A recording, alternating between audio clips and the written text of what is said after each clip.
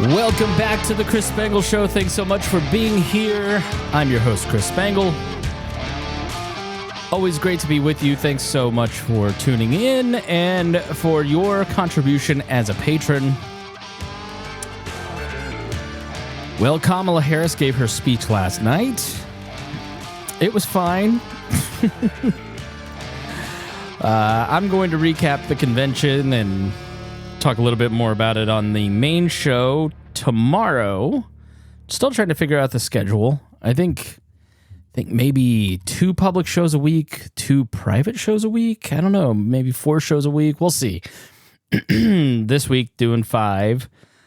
So I've just got to get the rhythm down of what feels best. But maybe it's like exercise. I should just do it every day, 6 days a week, because that's what it would take. But also, it's a lot. It's a lot because you have to think of what you're going to talk about. You have to pull clips. You have to find stories. You've got to read. It's a lot of work that goes into doing a show like this.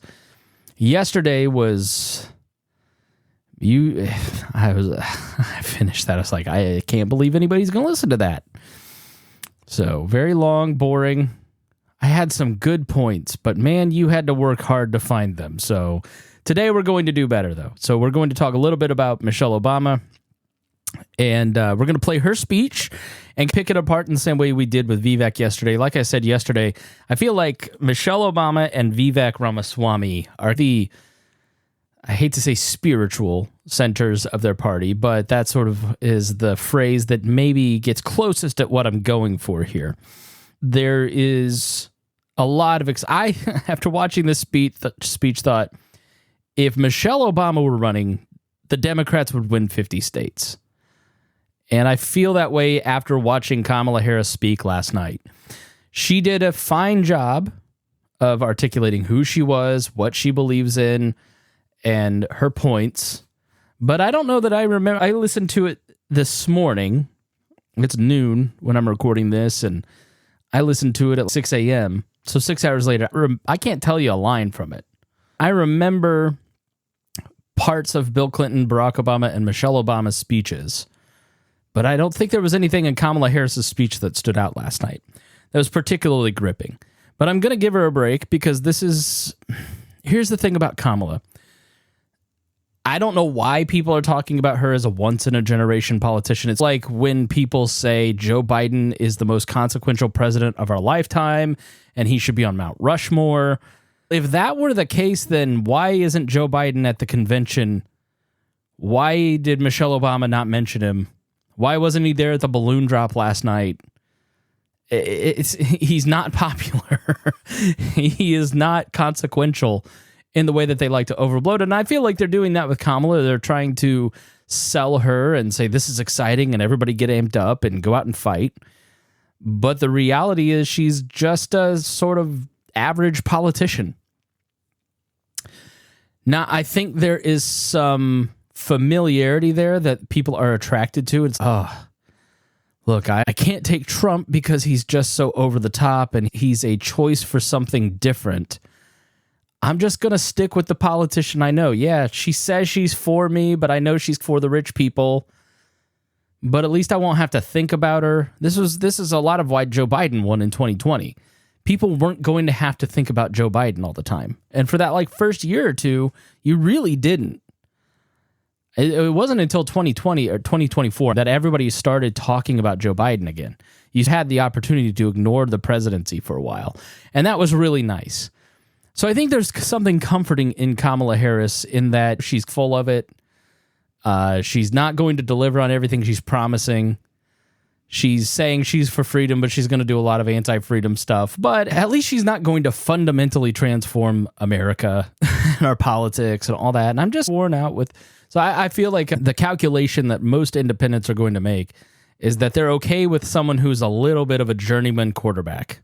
And I definitely think that she is that. I think she's qualified to be president. I don't know that she knows what she believes. It does seem like there's a lot of flip-flopping going on. So it'd be great to actually have her sit down and do an interview and have someone ask, what do you believe about this? What do you believe about that?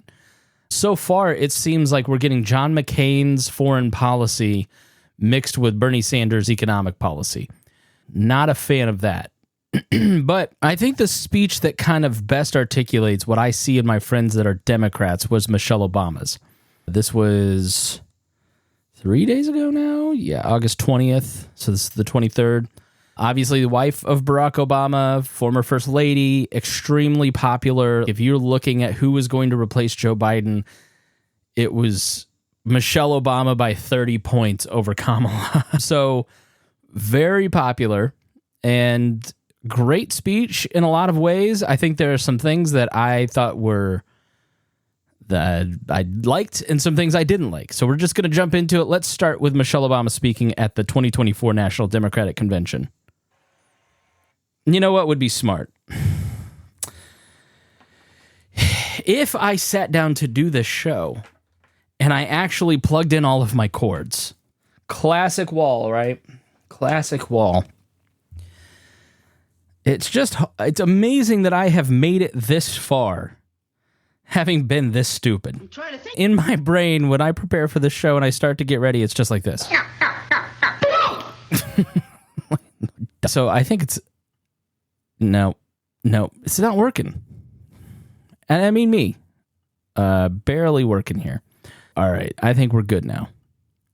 There we go. All right, finally. Something wonderfully magical is in the air, isn't it?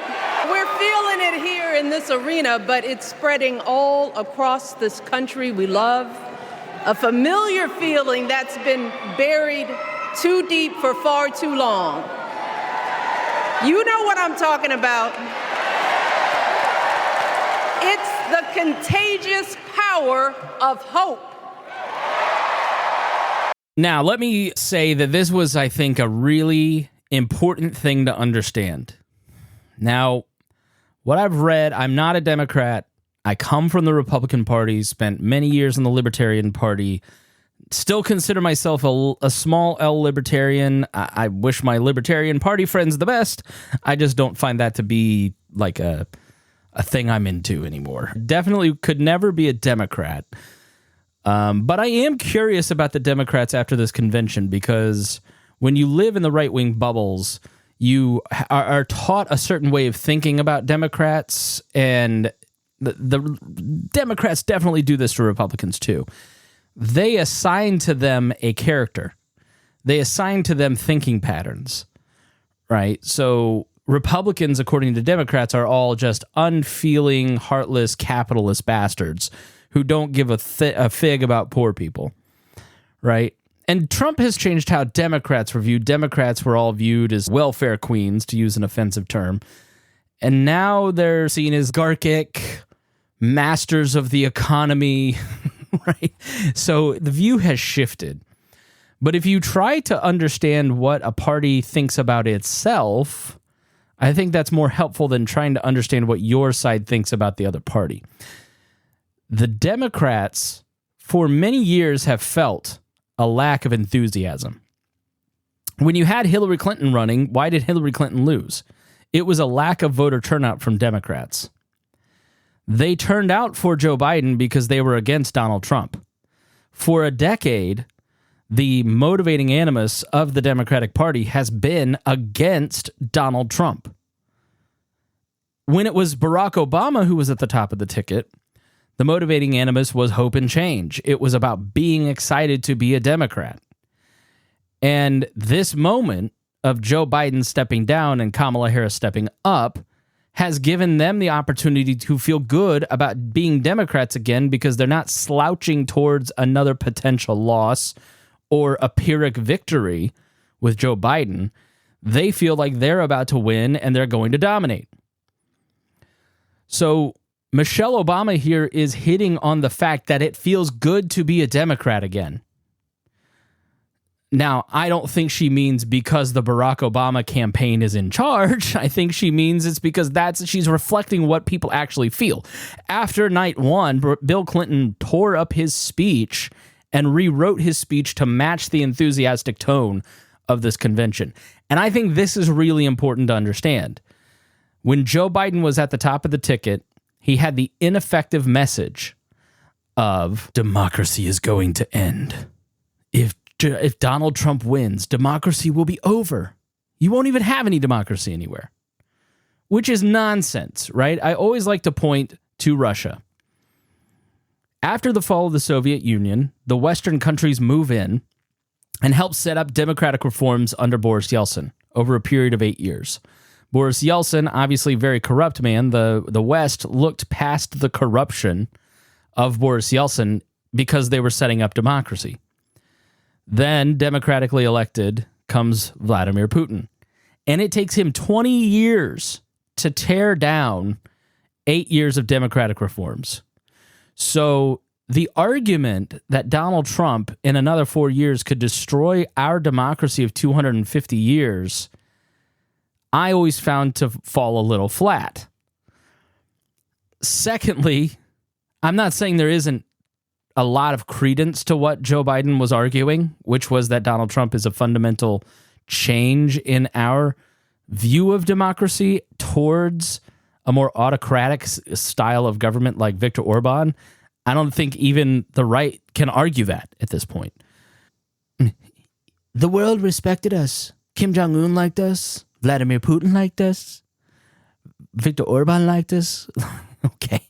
Anybody that we want to like us, did they like us? It's a silly argument, but there's not a lot of, it's like a fear-based message that wasn't really connecting with the American people, which is why Joe Biden was losing.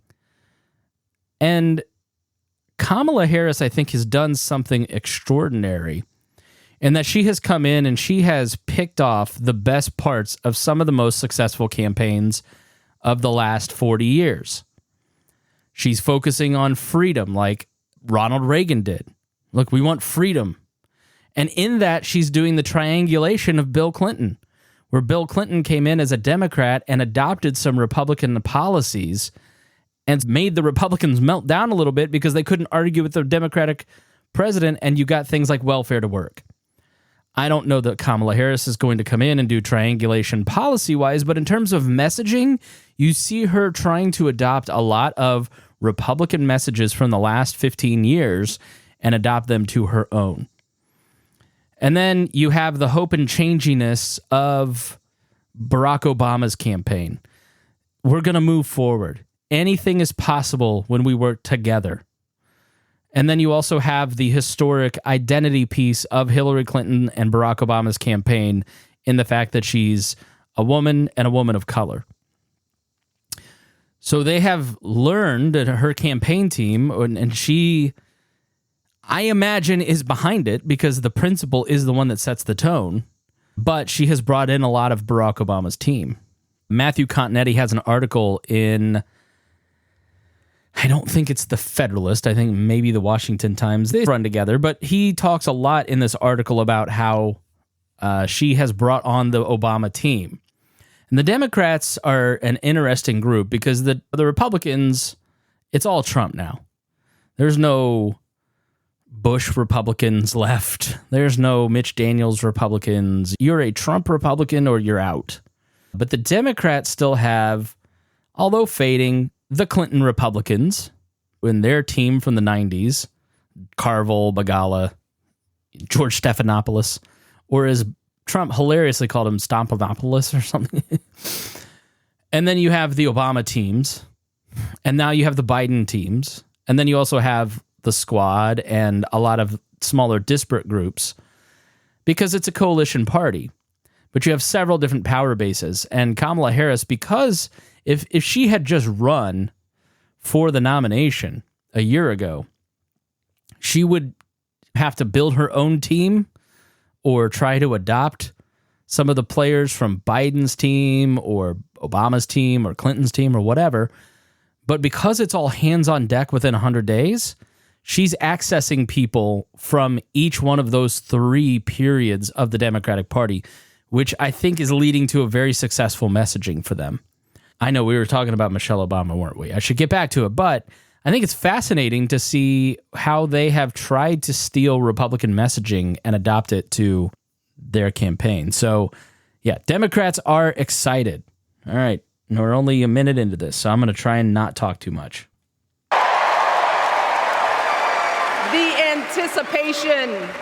the energy, the exhilaration of once again being on the cusp of a brighter day. The chance to vanquish the demons of fear, division, and hate that have consumed us and continue pursuing the unfinished promise of this great nation, the dream that our parents and grandparents fought and died and sacrificed for. America, hope is making a comeback.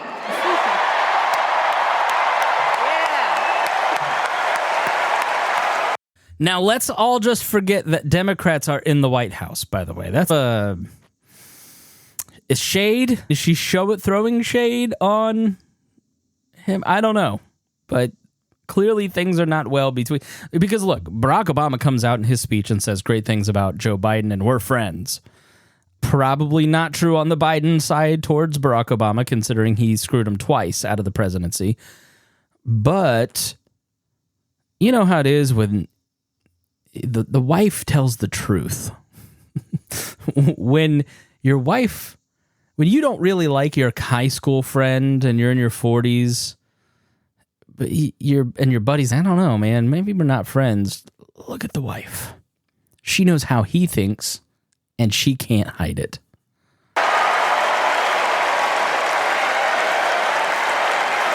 But to be honest, I am realizing that until recently, I have mourned the dimming of that hope. And maybe you've experienced the same feelings. Is that deep pit in my stomach, a palpable sense of dread about the future? Now, I didn't go back and check this, but apparently she's used this template for a speech in all three of her speeches, or the last three speeches, and that line specifically, which I thought was interesting. I do that too. If I have to give the speech every year, I'm just going to repeat. And for me, that mourning has also been mixed with my own personal grief. The last time I was here in my hometown was to memorialize my mother, the woman who showed me the meaning of hard work and humility and decency, the woman who set my moral compass high and showed me the power of my own voice. Folks,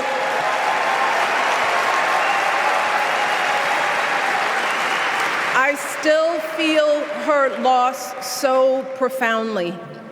I wasn't even sure if I'd be steady enough to stand before you tonight, but my heart compelled me to be here because of the sense of duty that I feel to honor her memory and to remind us all not to squander the sacrifices our elders made to give us a better future.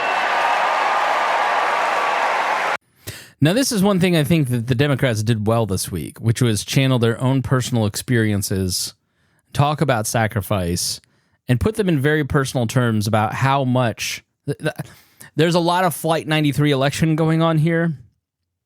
Both parties are doing it this election cycle. This is the most important election cycle in history, and if we don't win, the country is going to end. If Kamala Harris doesn't win this election, all of the work of our ancestors will disappear. Again, not true. The crowd, how much it spoke to them. It's a great motivating line. My mom, in her steady, quiet way, lived out that striving sense of hope every single day of her life. She believed that all children, all people have value, that anyone can succeed if given the opportunity. She and my father didn't aspire to be wealthy. In fact, they were suspicious of folks who took more than they needed. They understood that it wasn't enough for their kids to thrive if everyone else around us was drowning. So my mother volunteered at the local school. She always looked out for the other kids on the block. She was glad to do the thankless, unglamorous work that for generations has strengthened the fabric of this nation.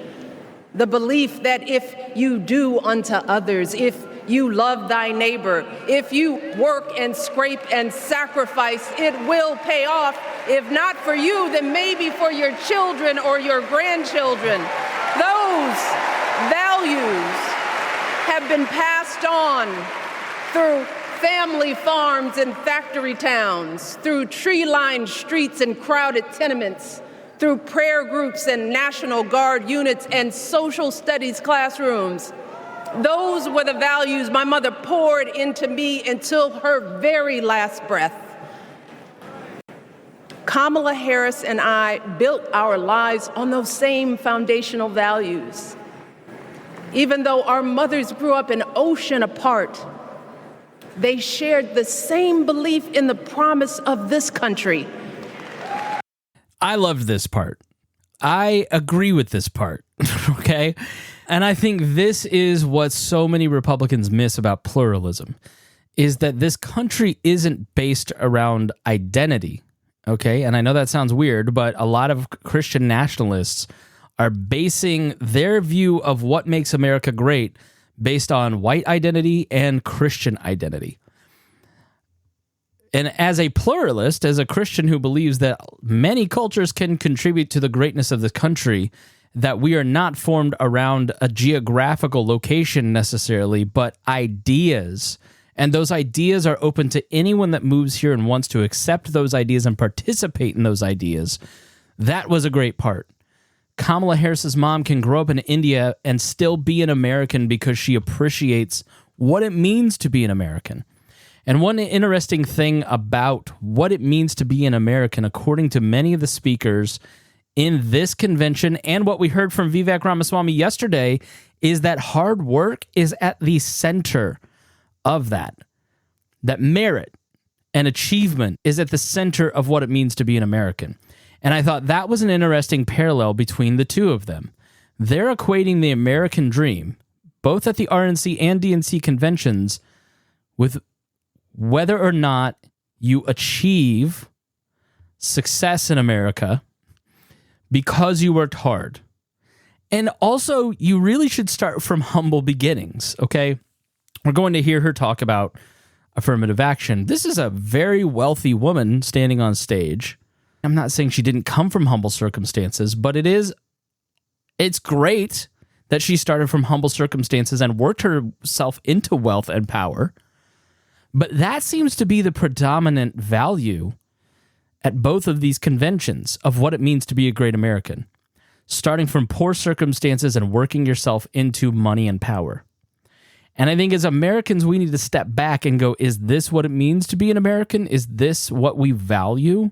Is this what we want our culture overall and what it means to be an American?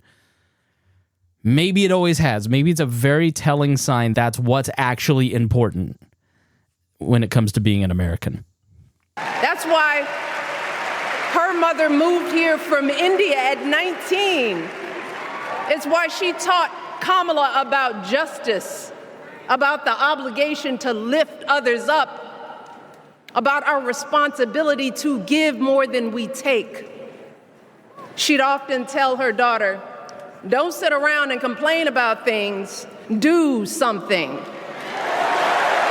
So, again, I totally agree with her. We just have different views on this. I don't find using government as a means to change things as a moral good. She does. Michelle Obama, Kamala Harris view do something.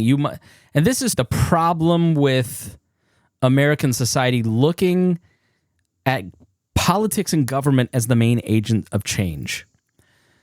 And some people look at the main agent of change as business. And my philosophy is that we have to look at the true fundamental driver of change, which is civil society. This is a three-legged stool in terms of American success.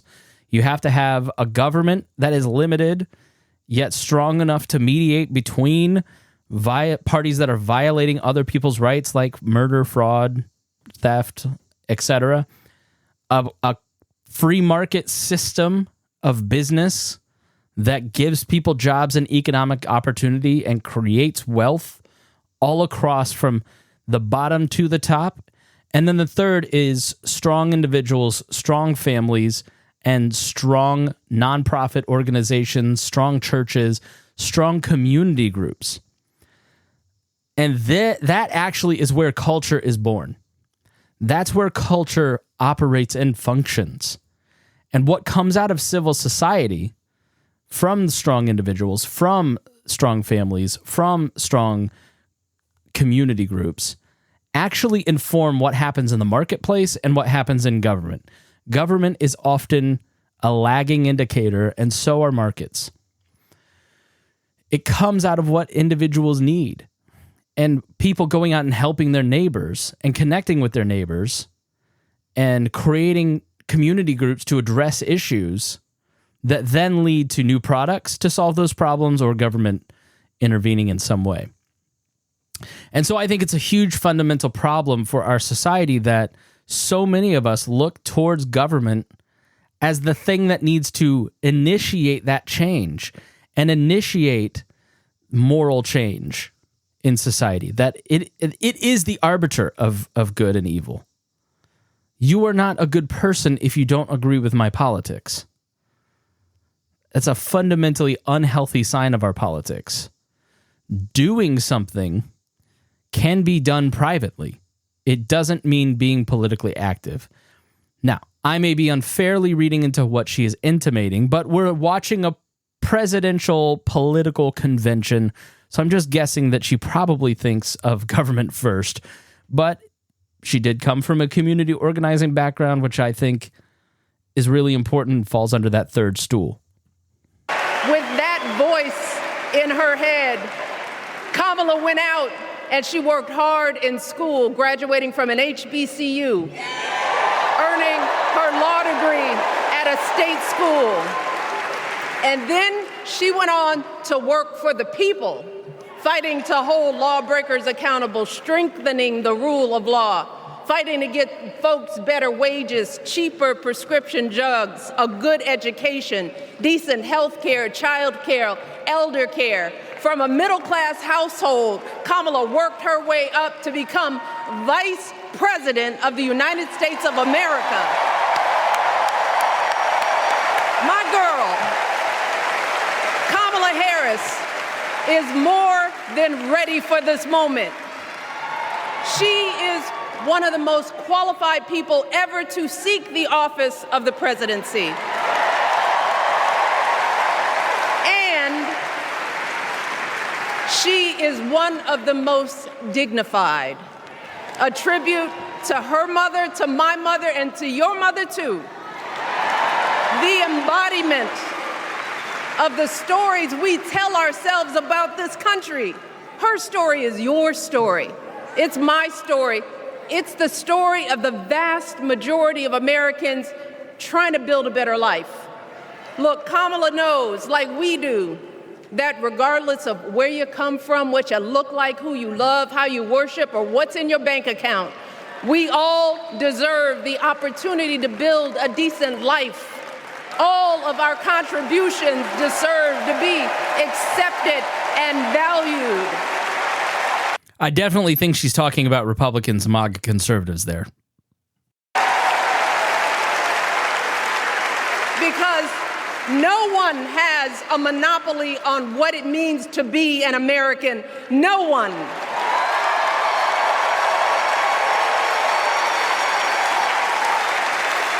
Kamala has shown her allegiance to this nation, not by spewing anger and bitterness, but by living a life of service and always pushing the doors of opportunity open to others.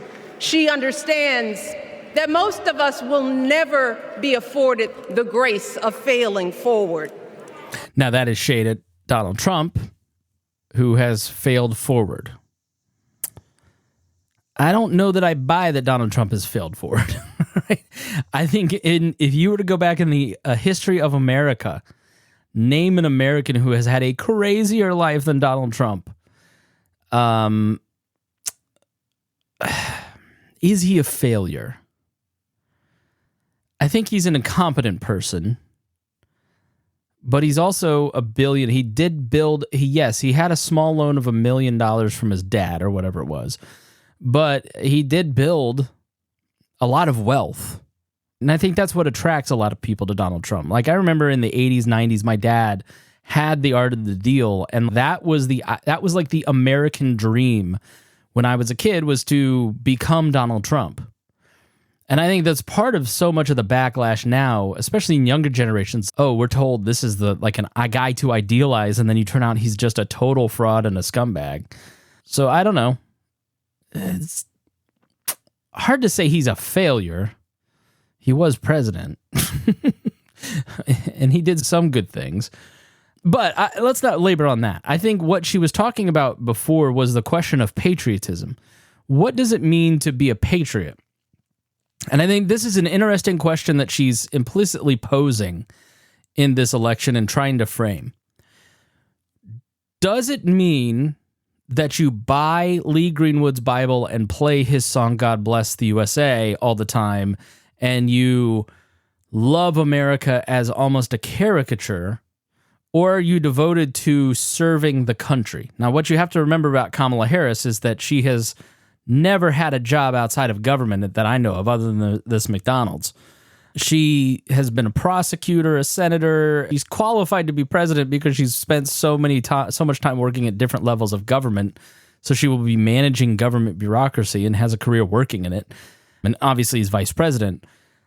But again, that's their notion of service. That gaining political power equals service. Ron DeSantis, I'm sure, isn't thought of as a person who is serving his state just because he holds a... But I do think that's a question of what does it mean to be a patriot that I'd ask you to think about. Comment on Patreon or on Substack. Is it this sort of cotton candy version of patriotism of let's just wave the flag and buy into whatever the government says, or it's a cultural thing because Hulk Hogan rips his shirt off?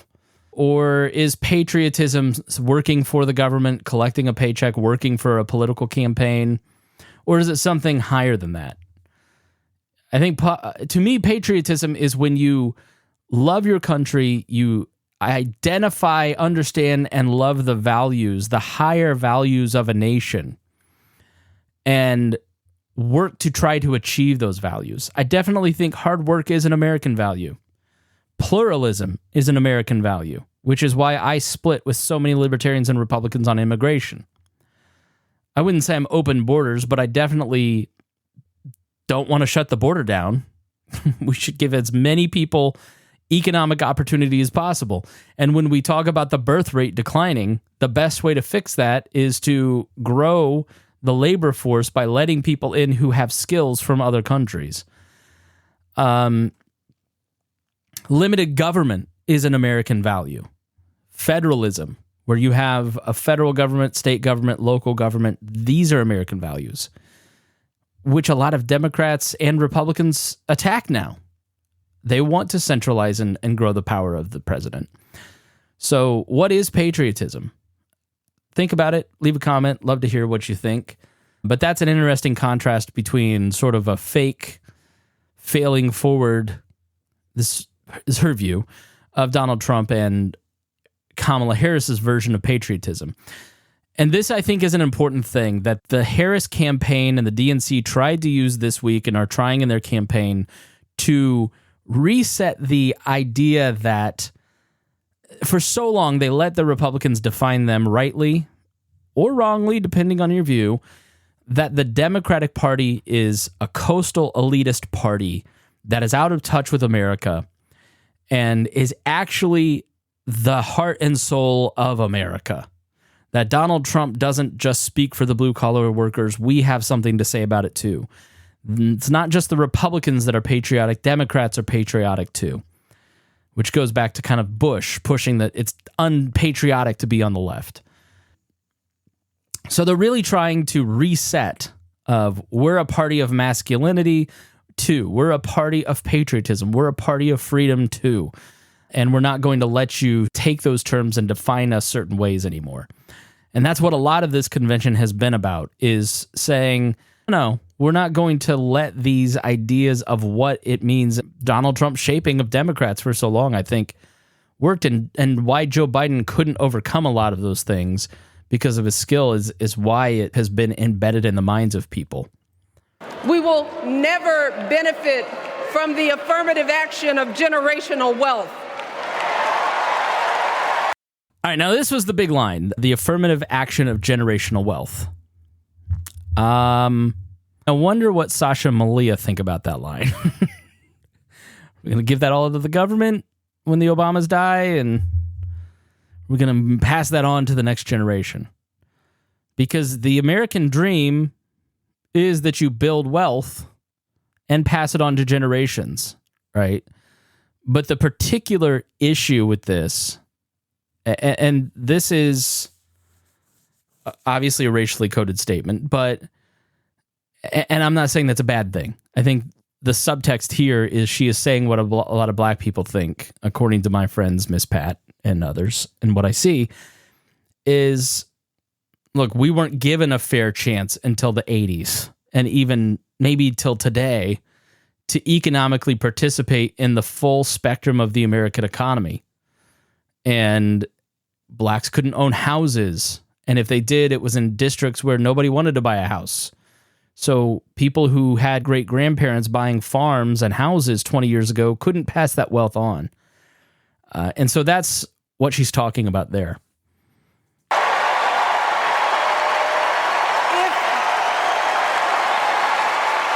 But you can hear the crowd. It was a very popular line. Never be afforded the grace of failing forward. We will always push it. This is something that Pat has taught me too. A lot of this is if you are a black woman, if you are a woman, if you are a person of color, you have to work harder to achieve your position than other people. And so she is venting that frustration in this section of the speech. The doors of opportunity open to others. She understands that most of us will never be afforded the grace of failing forward. We will never benefit from the affirmative action of generational wealth.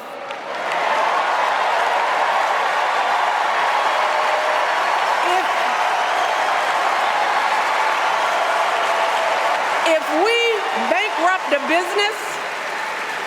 we bankrupt a business or choke in a crisis, we don't get a second, third, or fourth chance.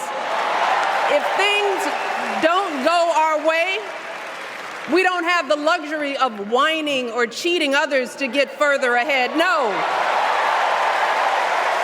We don't get to change the rules so we always win. If we see a mountain in front of us, we don't expect there to be an escalator waiting to take us to the top. No. We put our heads down. We get to work. In America, we do something. And throughout her entire life, that's what we've seen from Kamala Harris. The steel of her spine, the steadiness of her upbringing, the honesty of her example, and yes, the joy of her laughter and her light. It couldn't be more obvious. Of the two major candidates in this race, only Kamala Harris truly understands the unseen labor and unwavering commitment that has always made America great. Really good, really strong passage in terms of trying to advance her argument. And she keeps saying we, right? And I told you the subtext there is that I think a lot of this convention, what I liked about this convention is that they focused on Donald Trump. Not white America, not Republicans, not even Republican Congress, but Donald Trump. Every negative was put on the man, right? So I think you, as a Republican, independent, libertarian, could watch this convention and didn't feel like that little tug of, am I being attacked here? Right? That was the only time where I felt like, oh, Is she talking about white people or just Donald Trump here? The answer is yes, probably. But the idea that white America or Republican white America has had it easy, I think is always going to make suburban people bristle, right? Even if historically that is true in terms of position from which you're starting.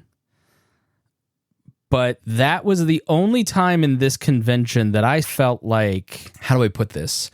When we heard Vivek talk yesterday about at the Republican convention, all Democrats talk about is woke. All Democrats talk about is equity, diversity, inclusion, blah, blah, blah, blah, blah. I didn't hear any of that this week. That right there was the closest that it came, and she's right. And it was interesting and thought-provoking, right? So this idea that white people are being preyed upon by Democrats just didn't really hold up if you were watching this convention, because if you listen to that, you were like, oh, what does she mean? I think that kind of went over a lot of suburban people's heads, but I think it was an important line and obviously the most memorable. But what does it mean to be an American? That's the question we're asking about these two speeches. It does mean equal opportunity for all, equal access to the marketplace, equal access to buy a house. That's like just being a good person, right? So ensuring that everybody can get into the marketplace, not based on the color of their skin, but just because they're human beings, is the core of it.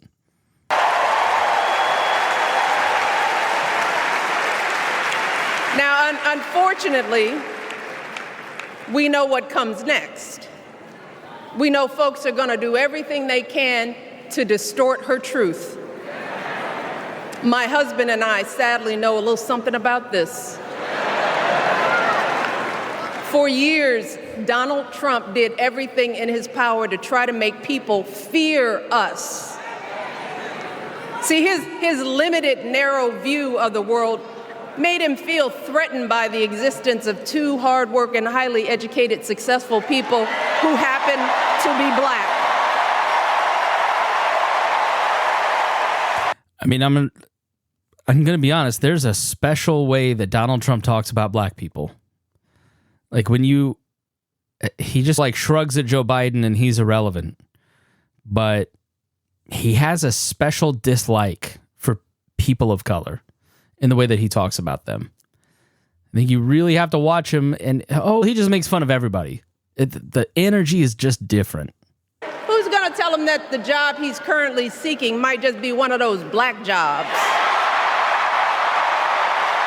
Like his entire point about black jobs is that these are low-wage jobs, right? That's where his mentality is. That's where they belong. But that was one of the most memorable lines, and you can't see the video, but the video, they're just going crazy. There's a guy in the crowd who's like literally going, he's got his hands on his head. I'm playing the PBS NewsHour version of this, 11 minutes, 49 seconds in. And he's going, oh my God. Oh, what the rap battle meme.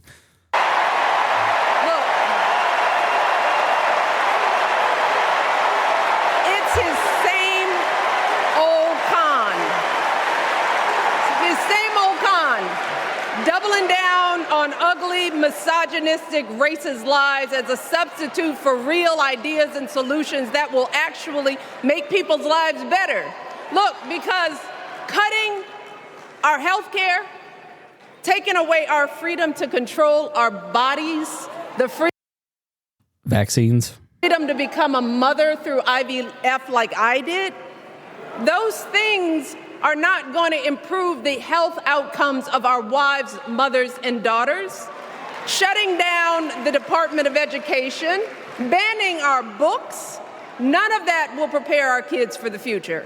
Demonizing our children for being who they are and loving who they love, look, that doesn't make anybody's life better.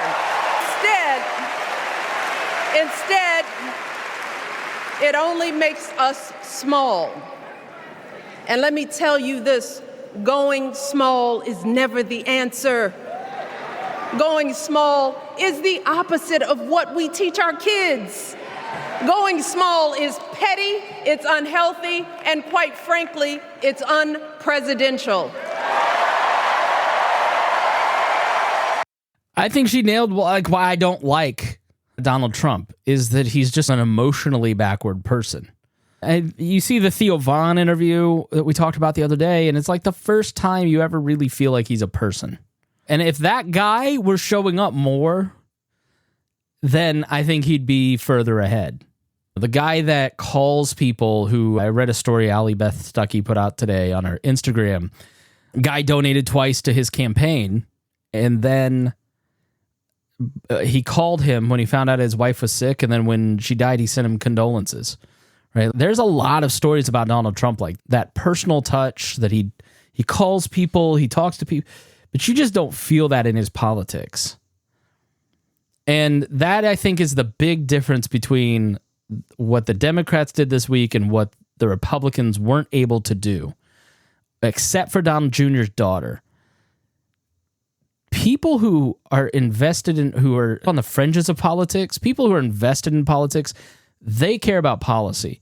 People who are on the fringes, who are just showing up to vote every 4 years, not every 2 or every 3, or every 1. They care that the people they're voting for care about them, right? And they want to vote for the people who seem the most empathetic usually.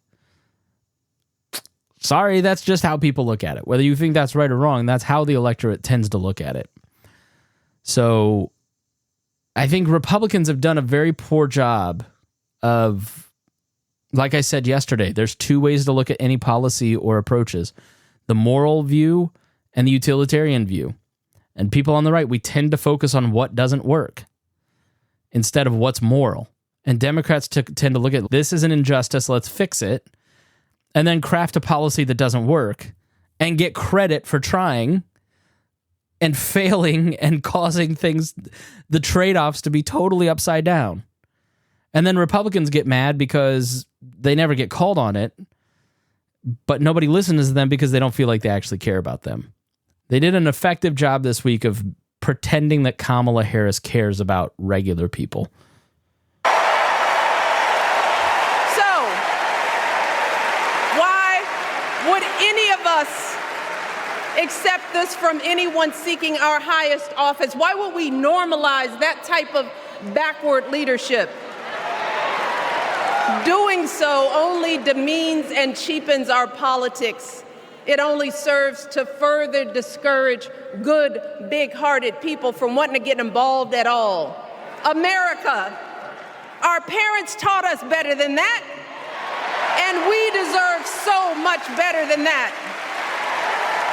That's why we must do everything in our power to elect 2 of those good, big-hearted people. There is no other choice than Kamala Harris and Tim Walz. No other choice. It just drives me crazy, this idea that because you're involved in politics, you're a good person. Like, that politics is a moral force for good. This is something about the Obama era that it always drove me nuts, because it's not focusing in on what government actually is. Government is monopolized violence, and it is 2 sides fighting for the gun to point at the other's head right now. It is not inherently good. It is inherently selfish and corrupt. Government, by and large, is made up of the people, but the people have let go of the leash, and the dog is angry, ready to bite somebody. It's not. You cannot vote yourself into a more moral society. It just doesn't work like that.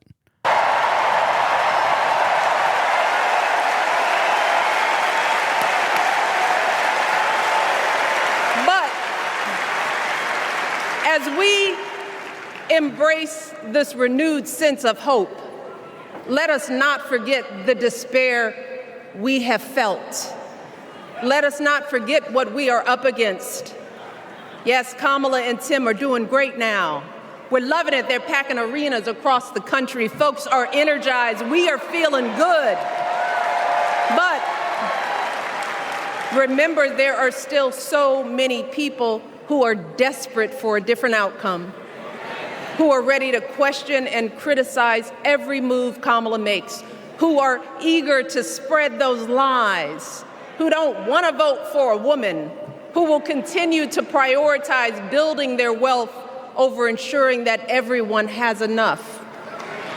So no matter how good we feel tonight or tomorrow or the next day, this is going to be an uphill battle.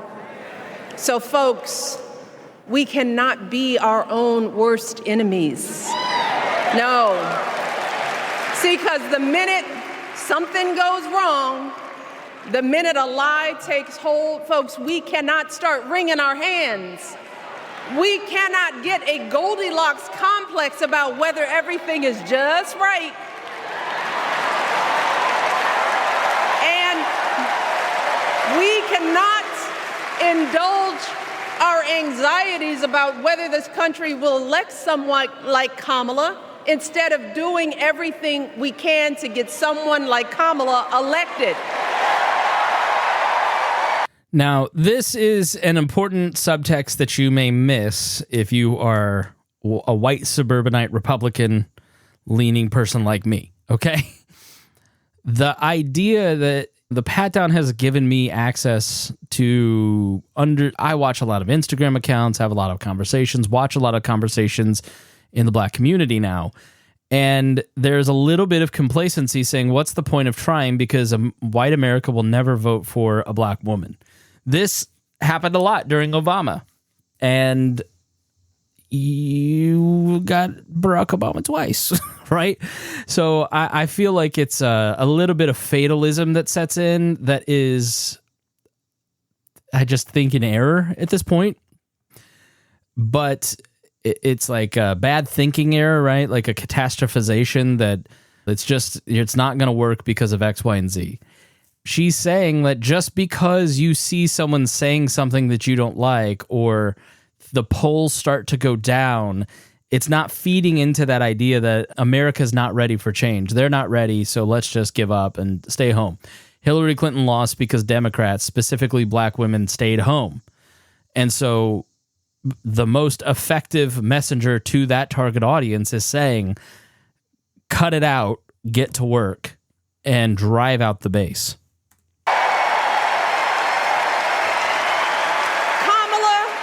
And Tim, they have lived amazing lives. And I am confident that they will lead with compassion, inclusion, and grace. But they are still only human. They are not perfect. And like all of us, they will make mistakes. But luckily, y'all, this is not just on them. No, this is up to us. Now, maybe I just don't know enough about Democratic culture to get this piece, right? That maybe there's a trait in Democrats that when they throw their hands up too easily, because Republicans show up to the polls, Libertarians go to the polls, right? Maybe Democrats are just, this is where I need to find more Democrat friends to explain the culture to me, because like when Liz Warren walked out the other night and got this huge standing ovation, I was like, what? People like Elizabeth Warren? But this I thought was interesting in that if there's problems, because there will be problems, because they're not perfect, there's going to be gaffes, show up, do the work. Maybe that's a Kamala thing. Maybe she knows she's weak in these interviews and there's going to be periods of this campaign, because there are in every campaign. Like 2016, August, early September, everybody was like, Trump's done. This isn't going to work. And then he had a monster October. You cannot count it out. And she's also stealing the spines of Democrats, saying, look, Republicans make a lot of stuff up. All right, let's continue. All of us to be the solution that we seek. It's up to all of us to be the antidote to the darkness and division. Look, I don't care how you identify politically, whether you're Democrat, Republican, Independent, or none of the above. This is our time to stand up for what we know in our hearts is right.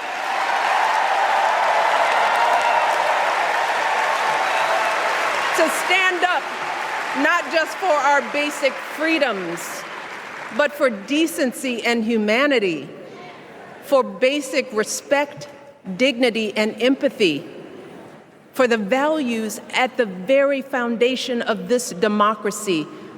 It's up to us to remember what Kamala's mother told her. Don't just sit around and complain. Do something. If they lie about her, and they will, we've got to do something. If we see a bad poll, and we will, we got to put down that phone and do something. If we start feeling tired, if we start feeling that dread creeping back in, we got to pick ourselves up, throw water on our face, and what? We only have 2.5 months, y'all, to get this done. Only 11 weeks to make sure every single person we know is registered and has a voting plan. So, we cannot afford for anyone in America to sit on their hands and wait to be called. Don't complain if no one from the campaign has specifically reached out to you to ask you for your support. Now, okay. There is simply... Hold on. This is funny because this made me laugh because there's a thing in the Libertarian Party where people will not support a candidate unless the candidate personally calls them. A county chair with 3 people in their county in Iowa or Indiana, and the candidate who is working 24/7 trying not to go crazy didn't call me, so therefore I'm not supporting them. They have a dog crap campaign. That must be true in the Democratic Party, too. The similarities between the LP and the DNC are crazy to me. I've been paying attention to the DNC more this year, and there's always like some crazy... something happens on stage that's embarrassing, or there's a personality fight, and I don't know. There's just a lot of similarities, but that ego that people have, that they ought to be contacted by leadership and personally ask for their votes. It's, no, you're a county chair. Shut up and do something. But that was very effective, right? Look, the stakes are high. I'm going to appeal to your moral foundation of what you know is decent and right. And don't get discouraged. Get active. Very effective. I think even if you like are on the opposite side of this, you go, oh crap, they're going to get like motivated. I better get to work too. So I think I'm listening to it going, oh man, Democrats are coming. Better get our stuff organized, because that was really effective, really strong. No time for that kind of foolishness. You know what you need to do.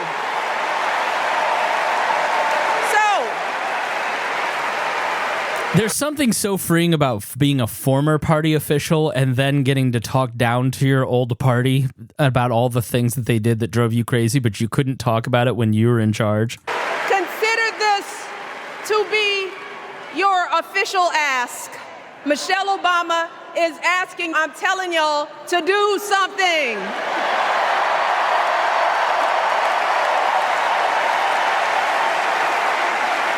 Because